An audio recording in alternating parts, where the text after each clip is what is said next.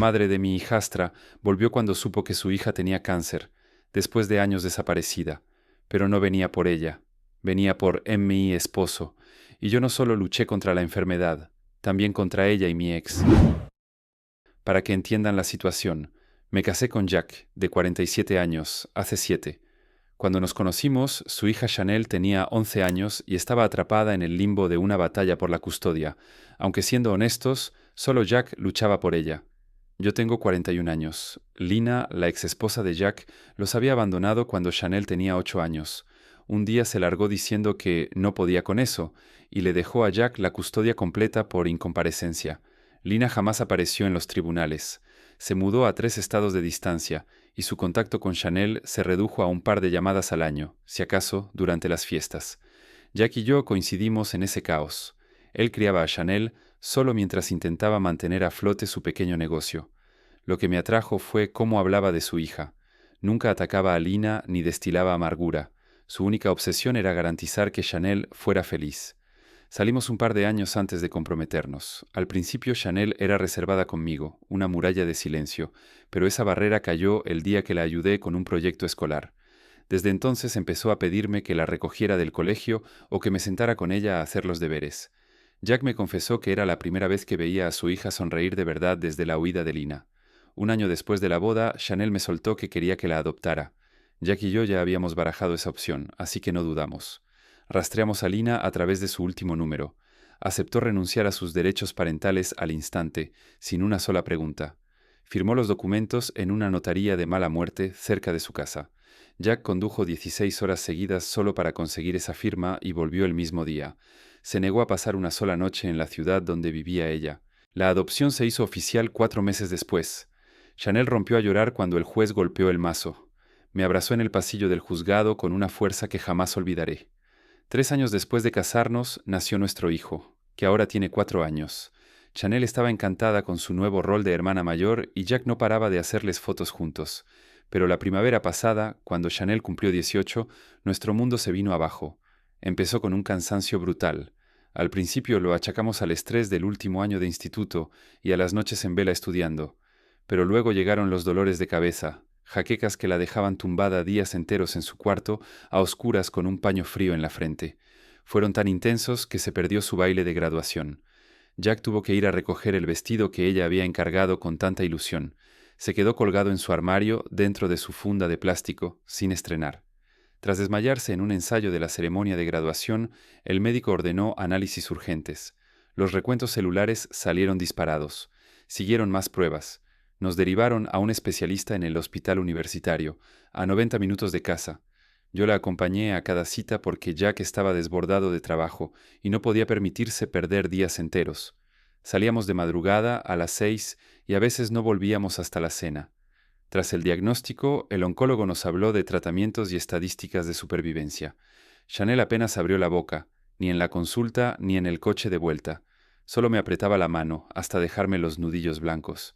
Paré en una cafetería de carretera porque ni siquiera recordaba si habíamos comido. Esa noche, cuando Chanel ya dormía, se lo conté a Jack. Se quedó petrificado en la cocina, leyendo los informes médicos durante más de 1 hora. Luego llamó a Lina. No sabía que aún guardaba su contacto. Salió a la terraza para hablar.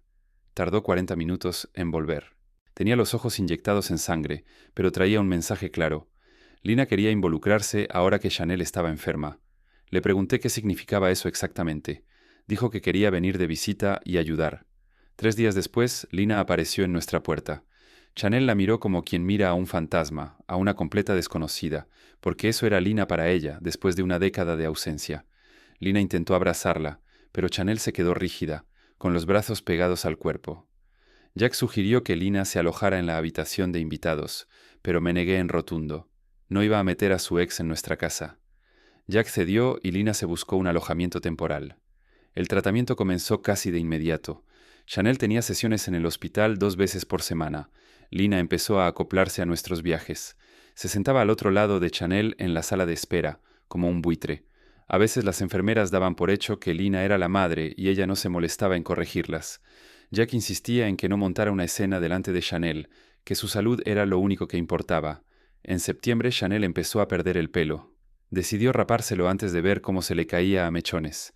Lina le compró gorros de varios estilos y un par de pelucas, pero Chanel prefería usar una gorra de béisbol. Jack empezó a pasar cada vez más tiempo con Lina, con la excusa de que necesitaban procesar sus miedos compartidos sobre la posible muerte de su hija. Iba a verla después del trabajo y no volvía hasta las 10 u 11 de la noche. Sé perfectamente cómo suena, y creedme, yo también lo pensaba, pero mi prioridad era que Chanel siguiera respirando, no vigilar a mi marido. Si mi matrimonio se estaba yendo al garete, poco podía hacer yo. No pienso suplicarle a nadie que se quede a mi lado, y tampoco tenía intención de quedarme con un traidor. Una noche el insomnio me pudo. Bajé a la cocina a las 2 de la madrugada y vi el móvil de Jack cargando en la encimera. Lo cogí y se desbloqueó al instante con mi cara. Me había añadido como usuario de confianza al casarnos. Abrí los mensajes con Lina. El último era de las 11:30 de esa misma noche. Lina escribía que estar juntos de nuevo se sentía correcto a pesar de las circunstancias trágicas. Jack respondía que nunca había dejado de amarla y que la enfermedad de Chanel le había abierto los ojos sobre lo que realmente importaba. Le decía que dejarlo había sido el mayor error de su vida, pero que ahora podían arreglarlo, ser la familia que debieron ser cuando más lo necesitaban. Lina contestó con un corazón. Jack le devolvió otro. Como os dije, lo sospechaba, pero leerlo en negro sobre blanco me revolvió el estómago. Esa tarde, tras dejar a mi hijo con mi hermana, confronté a Jack. Su defensa fue patética. Me dijo que yo no lo entendería porque Chanel no era mi hija biológica, que los papeles de adopción eran solo papel mojado. Alegó que Lina la había parido y que eso creaba un vínculo místico que yo jamás tendría. Según él, la situación le había mostrado dónde debían estar sus lealtades. Me preguntó si de verdad esperaba que se preocupara por nuestro matrimonio cuando su hija podía morir. Le recordé gritando que a efectos prácticos yo había sido su madre desde que la biológica la tiró a la basura. Le recordé quién la había llevado a cada maldita cita médica antes de que Lina decidiera aparecer para la foto. Le recordé quién limpiaba su vómito y lavaba su ropa sucia tras la quimio. Jack tuvo la desfachatez de llamarme egoísta y egocéntrica, acusándome de querer ser la protagonista cuando Chanel necesitaba a sus dos padres reales unidos. Le dije que se largara al hotel con Lina. Volví a casa solo para ver a mi hijo y llevar a Chanel a sus citas cuando mi trabajo me lo permitía. Jack, en su infinita cobardía, no le contó la verdad a Chanel. Le dijo que estábamos pasando por una crisis, omitiendo el pequeño detalle de que él dormía en la cama de su ex. No sé a vosotros, pero a mí no me parece la actitud de un padre preocupado, sino la de un hombre que aprovecha la tragedia para revolcarse con su pasado. Chanel me preguntó qué pasaba y no pude mentirle. Tampoco quería ocultárselo y que pensara que la tensión era culpa de su enfermedad. Así que, tratándola como la adulta de 18 años que es, le conté la verdad sin filtros. No dijo mucho. Supongo que estaba procesándolo o simplemente agotada por el tratamiento. Contra todo pronóstico, Chanel mejoró. Los médicos empezaron a usar palabras mágicas como remisión y recuperación. El pelo empezó a crecerle de nuevo, débil pero real. Recuperó la energía y volvía a aguantar despierta días enteros. Y entonces vi algo que lo cambió todo. Los médicos no daban crédito a la velocidad de su recuperación. Nos habían preparado para una guerra de trincheras, larga y fangosa, pero quizás la juventud de Chanel jugó a su favor y aceleró el milagro. El equipo médico declaró oficialmente la remisión completa. Aunque el seguimiento sería de por vida, la fase crítica de tratamiento activo había terminado. Jack y Lina decidieron celebrar la buena noticia llevándosela a cenar. Por si os lo preguntáis, no me invitaron. Cuando Chanel regresó de esa cena, la noté agotada. Me confesó que el ruido del restaurante le había taladrado la cabeza y que se sentía fuera de lugar. Fue esa misma noche cuando presenté la demanda de divorcio. En nuestro estado es obligatorio un periodo de separación previo, y sé que a Jack le reventó que yo me adelantara. Probablemente quería presentar él la demanda alegando diferencias irreconciliables para salir limpio, pero yo tenía pruebas documentales de su adulterio. Jack sacó el resto de sus cosas en un solo fin de semana. Lina vino con una camioneta y cajas para ayudarle a empaquetar, actuando como la dueña y señora de la mudanza. Chanel se encerró en su habitación a cal y canto durante todo el proceso. Mi hijo pequeño, ajeno al drama, no paraba de preguntar por qué papá se llevaba sus cosas. Mi abogada me advirtió que la batalla por la custodia del pequeño sería inevitable. Chanel ya era mayor de edad, así que quedaba fuera de la ecuación legal. Jack exigió la custodia compartida de nuestro hijo y, aunque la idea me revolvía el estómago, la ley estaba de su lado. Su negligencia emocional y su ausencia reciente no eran suficientes para que un juez le denegara sus derechos parentales. Hacía falta una prueba de maltrato físico o peligro inminente, y ser un imbécil infiel no cuenta como tal. Un domingo por la tarde, en medio de este caos silencioso, Chanel vino a buscarme.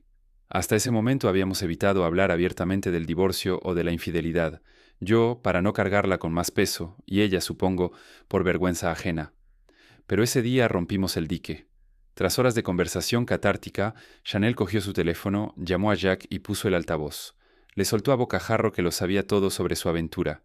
Jack intentó balbucear, pero ella lo cortó en seco.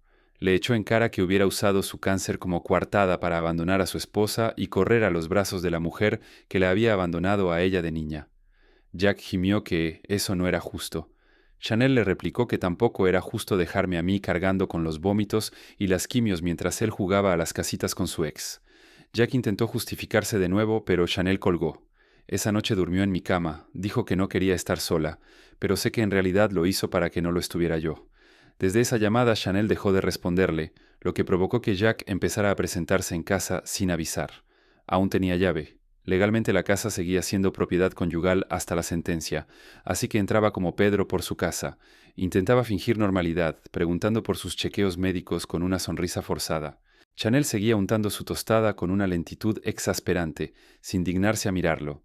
Jack le propuso almorzar juntos el fin de semana. Chanel dejó el cuchillo en el fregadero con un golpe seco, pasó por su lado como si fuera un fantasma y subió a su habitación. Jack se giró hacia mí, furioso, culpándome del silencio de su hija. Me acusó de haberla envenenado, de haberle contado una versión sesgada, aprovechándome de que era una chica enferma y confundida.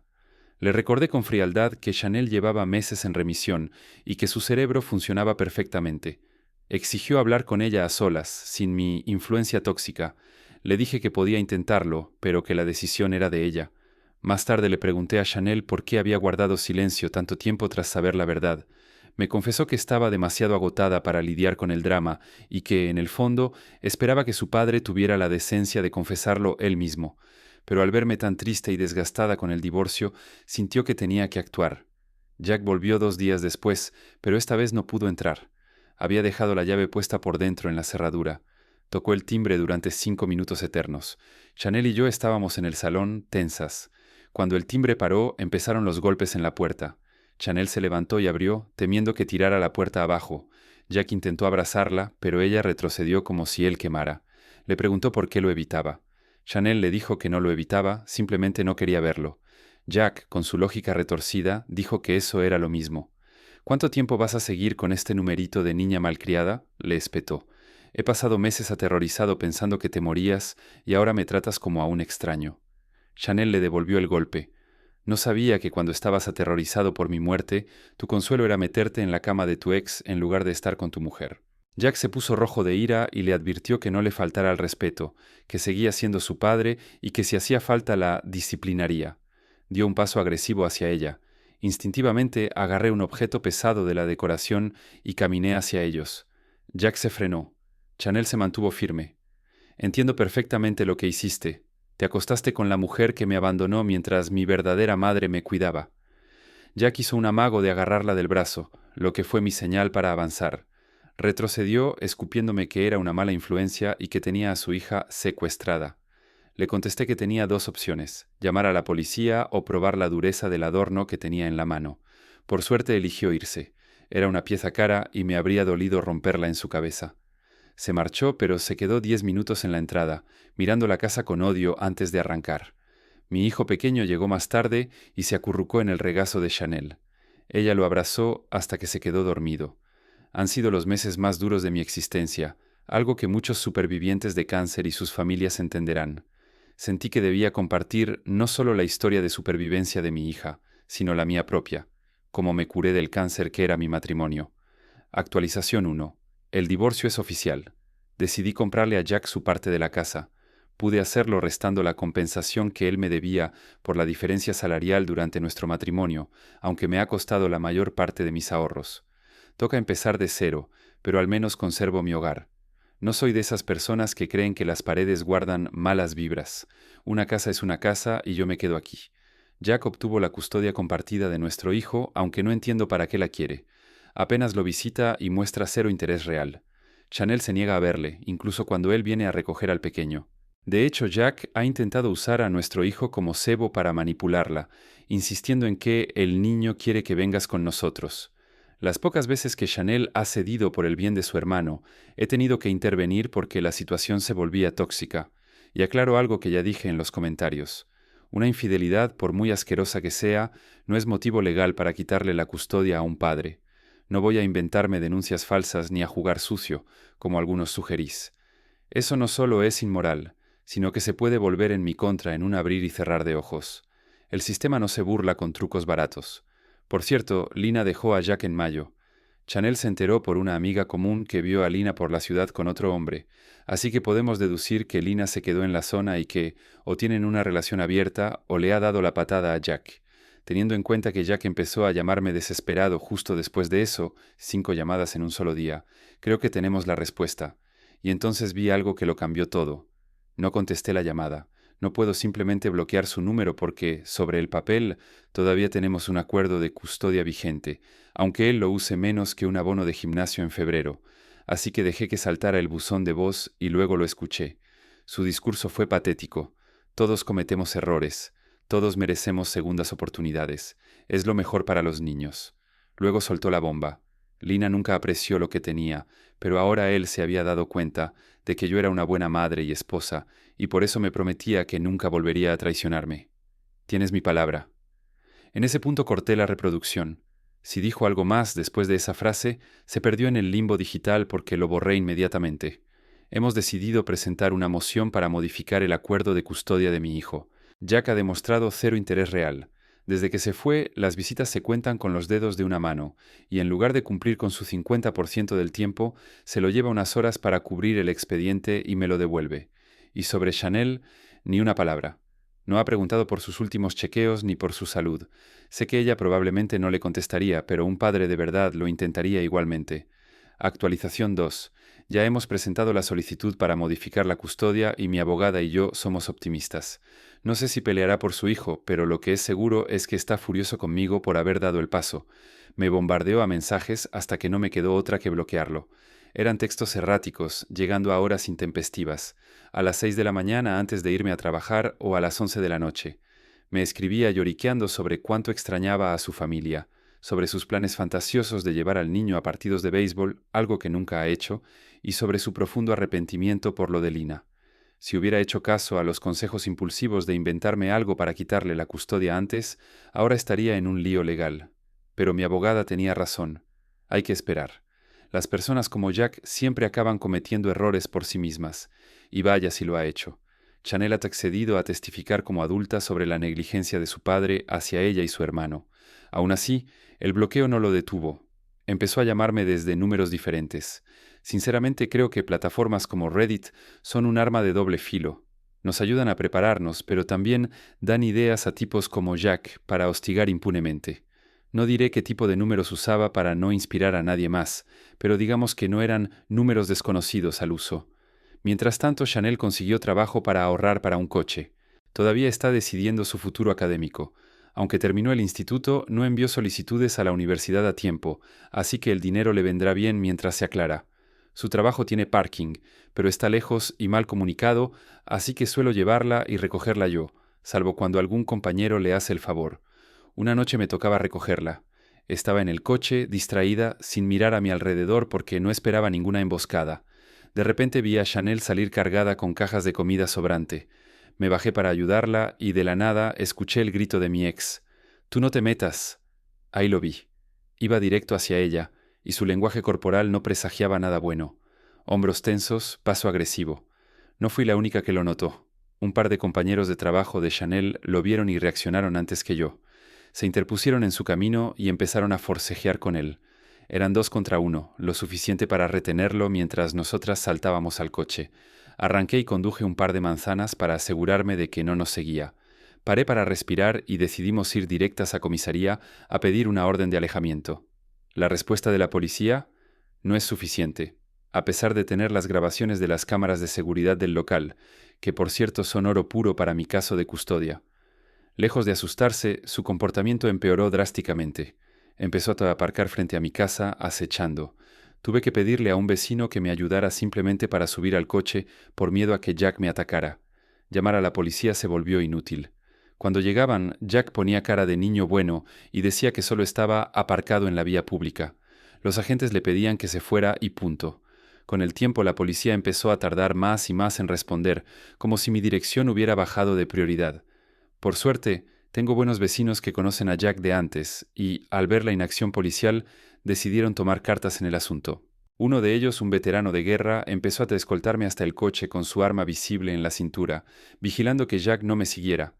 Instalamos cámaras en casa y, tras acumular horas de metraje de mi ex acosándonos, volvimos a la policía.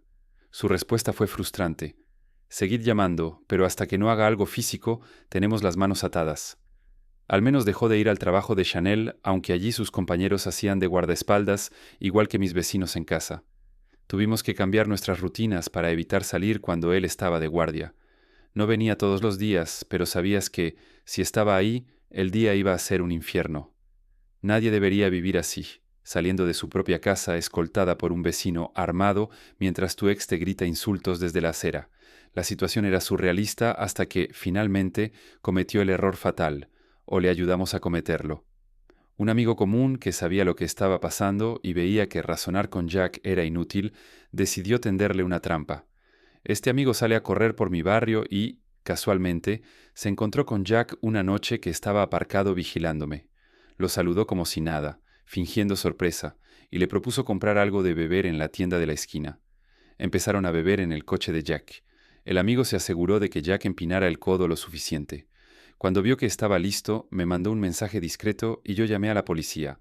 Y antes de que alguien me acuse de jugar sucio o de poner una denuncia falsa, el alcoholímetro de la policía no miente. No había nada falso ni ilegal en mi llamada. Solo reporté un vehículo sospechoso, y entonces vi algo que lo cambió todo. Jack podría haber dicho que no. Nadie le puso una pistola en la cabeza para que bebiera aquella noche, ni nadie lo obligó a acosarnos durante meses. Pero cuando la policía llegó, su verdadera naturaleza salió a flote sin filtros. Salí para hablar con los agentes y Jack estalló en violencia. Empezó a lanzar insultos contra mí, contra los oficiales e incluso contra un pobre vecino que pasaba por allí paseando a su perro. Esa falta de control fue su sentencia. Mientras intentaban calmarlo, le propinó un codazo en la cara a un oficial. En ese instante se acabó la paciencia. Lo placaron contra el asfalto, lo esposaron y le leyeron sus derechos entre gritos. Fue arrestado y trasladado a la comisaría de inmediato. Gracias a ese espectáculo, agresión a la autoridad, embriaguez pública y acoso, la actitud del sistema judicial cambió radicalmente. Por fin obtuvimos la orden de alejamiento temporal, que mi abogada logró convertir en permanente poco después. También aprovechamos la inercia legal para blindar el acuerdo de custodia de mi hijo, restringiendo al máximo el acceso de Jack. La paz duró 2 meses. Parecía que la pesadilla había terminado, pero nos faltaba un último acto. Un día, un coche desconocido aparcó frente a nuestra acera. Era Lina. Se bajó y abordó a Chanel justo antes de entrar a casa. Chanel la ignoró, actuando como si fuera invisible, pero Lina alzó la voz, desesperada. «Sé que estás enfadada, Chanel, pero tenemos que hablar. Sigo siendo tu madre».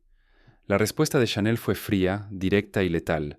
La miró a los ojos, me señaló a mí con ambas manos y dijo con voz firme: «Mi madre está parada justo ahí». Acto seguido, entró en casa. Lina intentó seguirla hasta el porche, pero le bloqueé el paso con una simple pregunta. «¿A dónde crees que vas?». Se marchó sin decir más. 3 días después comenzó el asedio postal. Llegó una carta dirigida a Chanel. Se la entregué cerrada, respetando su privacidad. Subió a su cuarto y bajó a los 10 minutos con el papel arrugado en la mano. Solo había podido leer 2 párrafos antes de derrumbarse. Eran páginas llenas de disculpas vacías, justificaciones y súplicas. Llegaron más cartas durante las 2 semanas siguientes. Chanel dejó de abrirlas. Miraba el remitente y las tiraba directamente a la basura. Solo leímos una completa, y fue un error táctico por su parte. Confesaban que Jack y Lina habían vuelto y pedían una oportunidad para ser una familia de nuevo. Bingo. Eso constituía una violación de la orden de alejamiento por parte de Jack, utilizando a terceros para contactar a sus víctimas. Lina, al no obtener respuesta, cruzó la línea y empezó a contactar a las amigas de Chanel, quienes la bloquearon de inmediato y le dijeron que dejara de molestar. Llevamos las cartas y los testimonios a la policía. El juez consideró que la carta de Lina era una extensión de Jack, rompiendo la orden de alejamiento. Jack pasó 5 días en el calabozo por desacato. Lina se llevó una advertencia legal severa por complicidad. Con el parásito fuera de juego, la vida empezó a florecer. Chanel se matriculó en la universidad local para estudiar tecnología médica. Pasar tanto tiempo entre doctores y enfermeras durante su tratamiento le despertó la vocación por el laboratorio. De Jack no he sabido nada desde su último arresto. Me enteré de que cerró su empresa, así que la pensión alimenticia de mi hijo es, siendo generosa, esporádica e impredecible. No sé de dónde saca el dinero, pero sinceramente, mientras no vuelva a aparecer por mi calle, puedo vivir sin sus cheques. No es que sus obligaciones desaparezcan, pero mi paz mental vale más. La mejor noticia llegó en forma de informe médico. El chequeo de remisión de Chanel salió impoluto. El médico nos confirmó que está sana y fuerte, y espació las revisiones a 6 meses en lugar de 3.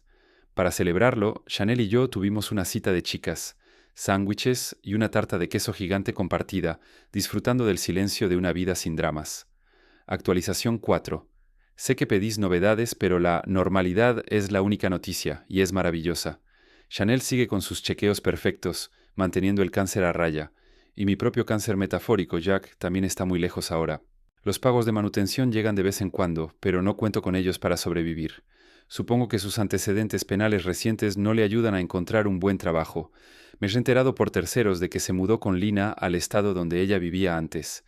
Si son felices en su toxicidad o si él la vuelve a abandonar cuando las cosas se pongan difíciles, ya no es asunto mío. Lo único que sé con certeza es que Lina dejó todo para venir aquí supuestamente por la enfermedad de Chanel, pero en realidad era para recuperar a mi marido. Jack sigue culpando al amigo que le tendió la trampa del alcohol, convencido de que fue una conspiración y no su propia falta de control. Es fascinante y patético ver cómo el villano de la historia es incapaz de mirarse al espejo, pero eso ya no me quita el sueño. Aquí, por fin, somos libres.